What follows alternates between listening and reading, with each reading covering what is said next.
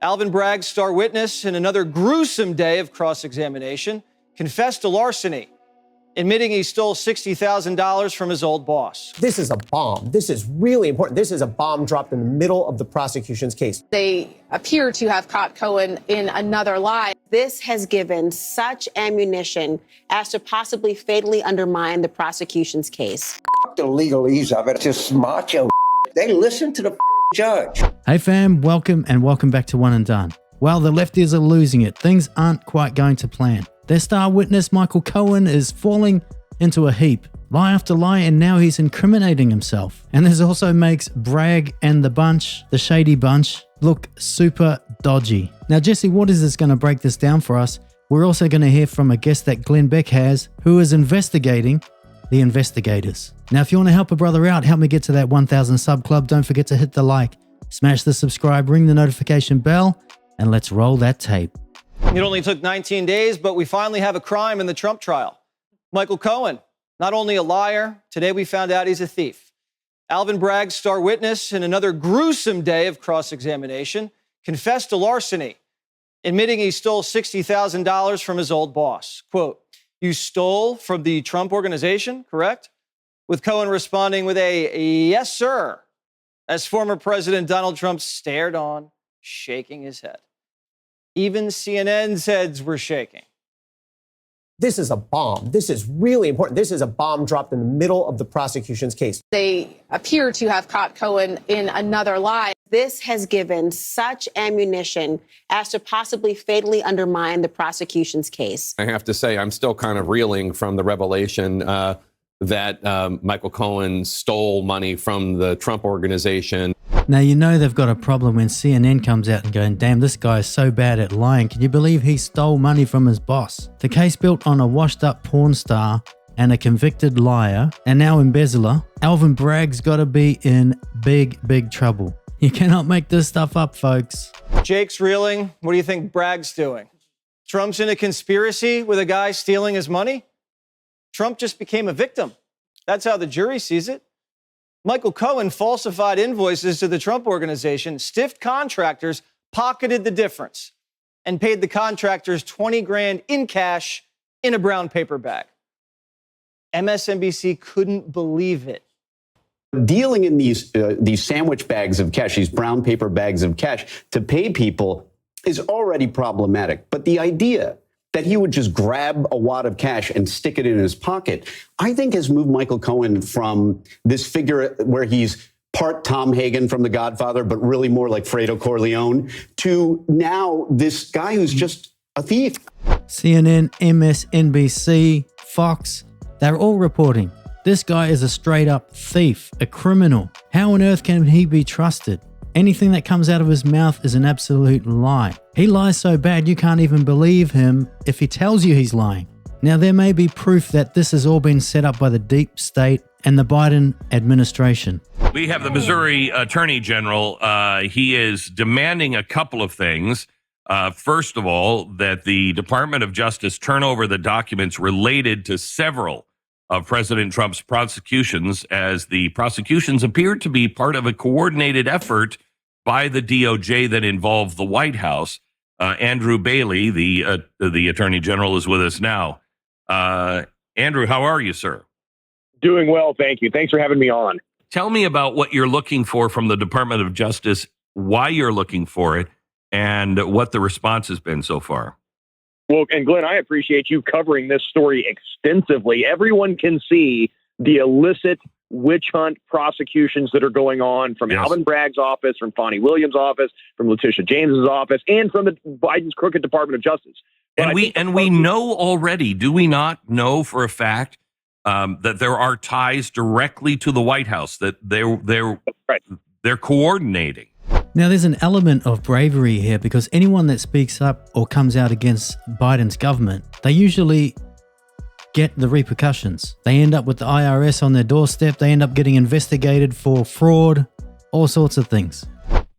Yeah, they are absolutely coordinated. The Biden Department of Justice has become the nerve center for a coordinated witch hunt prosecution of a political opponent. And it's not designed to obtain a legally valid conviction. It's designed to take anyone running against Joe Biden, in other words, President Donald Trump, off the campaign trail. How do we know this? Because they've deployed resources in the fight at the state level. That's illicit collusion. And I'm talking about Matthew Colangelo. This was the number 3 ranking official at Biden's crooked Department of Justice, a longtime DNC activist with deep ties to the Democratic Party, who has now taken a job with Alvin Bragg's office and is leading the prosecution in the courtroom in Manhattan at the state level against President Donald Trump. That is sufficient evidence to disqualify these prosecutors. And we demand records. We need to have transparency. I think they have enormous liability on their professional licensure, civil liability, and potentially criminal liability. I mean, at some point, we need to talk about prosecuting the prosecutors.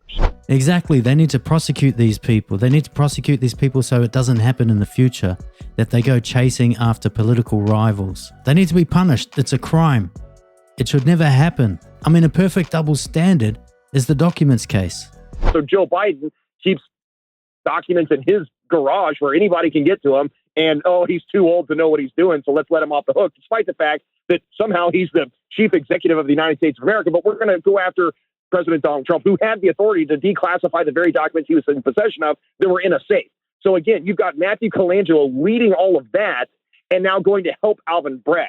That is an appearance of impropriety at a minimum. And I believe there's actual impropriety, substantive impropriety. The political motivation of the prosecutors is sufficient to call into question their judgment in these cases. Couple that with the fact that they brought baseless charges not supported by the facts of the law, and it will undermine the credibility of whatever illegal conviction they ultimately obtain. Exactly. And any conviction they get will get overturned. I can guarantee it. But what they're trying to do here is not necessarily get the conviction, is they're just trying to keep Donald Trump off the trail, off the campaign trail. And yeah, like I've said before, Biden, he's not senile enough to be charged for these documents be charged for the documents, but he is to run the country. Let me know in the comments, what do you think about that? How can both be true? How? When asked why he stole from Trump, Cohen said he was angry that his bonus wasn't bigger and considered taking the money almost like self-help. Cohen saw Trump's cash as free samples, pieces of cheese with toothpicks at them in the supermarket, where he could just help himself. But MSNBC redefined the word stealing, rebalancing the bonus you think you deserve.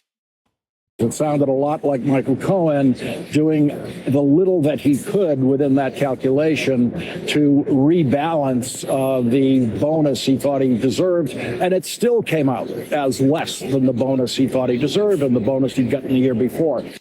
He's like the modern day Robin Hood, taken from the super rich to feed the rich. What a poor rich man. To the producers at The Last Word, upset with the Christmas bonus Lawrence gave you? Take his wallet. Rebalance that bonus. Nothing illegal about it, except the DA calls it larceny. The fact that he was never charged with larceny is important because stealing $60,000 through fraud, which would be larceny in New York State, is more serious of a crime than falsifying business. They gave him a free pass. He committed larceny. It's a higher degree of a felony than what Donald Trump is charged with. As this case goes on, everyone involved is looking more and more stupid. Cohen's come to court, he's thinking, finally I've got you, Trump. All he's doing is incriminating himself and making Trump look like the victim. Alvin Bragg and Judge Merchan are looking like absolute chumps. The only proof of a crime that we have is a crime committed by the star witness, not the defendant. The only falsified business document we have on the record was falsified by Cohen, not Trump. This whole case rested on a phone call that never happened and Trump signing off on a false invoice that he didn't know about. Why would Trump sign off on an invoice that robbed him of $60,000? He obviously wouldn't. Obviously, Trump didn't know the invoice he was signing was falsified. And that right there destroys the entire prosecution's case.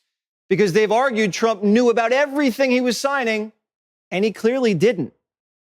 Trump is coming out of this as the victim of a crime committed by a freewheeling attorney who only changed his story after the feds raided his office and said, you have 48 hours to plead guilty or you and your wife are going to go to prison. The Trump defense team then brought in Cohen's former attorney, Bob Costello, who testified that at the height of it all, Cohen was acting suicidal, very manic, and like a drama queen, and told him this: "I swear to God, Bob, I don't have anything on Donald Trump." Costello said Cohen told him numerous times that President Trump knew nothing about those payments, that he did this on his own. He repeated that numerous times. And that has to be true because Cohen was getting squeezed by the feds. And if he had any dirt on Trump, he would have offered it to save his own hide and his wife's. But he never had any dirt. Judge Merchan was not really a big fan of Costello and accused him of rolling his eyes at him, and then said, "Are you staring me down?" The judge lost it, kicked everybody out of the courtroom just so he could talk to Costello alone. Then the judge wouldn't let Trump's attorneys call their expert witness, the former head of the Federal Elections Commission, who was supposed to testify that this $130,000 NDA wasn't a campaign finance violation. The only expert witnesses the judge allows to testify apparently are porn stars. Obviously, the judge could see the prosecution losing this case and tried to save him. Trump left the courthouse moments ago, quoting Shakespeare. You saw what we saw, and that was an incredible display. I've never seen anything like it in my life. A tyrant. This trial is a disaster for our country. It's a disaster for New York State, New York City. Where exactly is the crime? To quote a memorable line from Shakespeare in Love, I don't know. It's a mystery. There is just no crime. I wish they'd fix the audio up in that area. It's super bad. I tried to do the best I could, but it still sounds awful. But yeah, where is the crime? There's only one crime or one criminal there, and that's Cohen, and possibly more. Something has to happen to Alvin Bragg. Something. This is straight up lawfare. Fat Alvin, he actually campaigned on getting Trump, just like Letitia James and Big Fanny. And everyone involved in these cases, they all seem to be politically motivated. But I'm sure the left is very happy with the way things are going. This whole case is falling apart, so let's check in to see how the Democrats are taking it. The legalese of it. It's just macho. They listen to the judge. If Sarah's going to be serious, what the you want to Alabama Baptist coming down on you? And quit leaking stories to Bowen. So let's wrap it up, folks. There you have it. This case is flopping like a pancake. What it is going to do is wonders for Trump's polls. And in the Bronx, I'm sure they're going to turn out in their thousands for Trump's next rally. All the dirty, underhanded tricks that Biden and his government are playing when they just had an opportunity to lead and govern. That's all they needed to do. The rest would have taken care of itself. But no, they can't do that. They just want to gaslight you. They want to pull the wool over your eyes. They want you looking elsewhere, not at their record. But let me know what you think of this case in the comments. Should this case have ever even been brought? Should Cohen get charged? And what about Fat Alvin? Let me know in the comments. And if you want to help a brother out, don't forget to hit that like, smash the subscribe, ring the notification bell, and I'll catch you in the next video.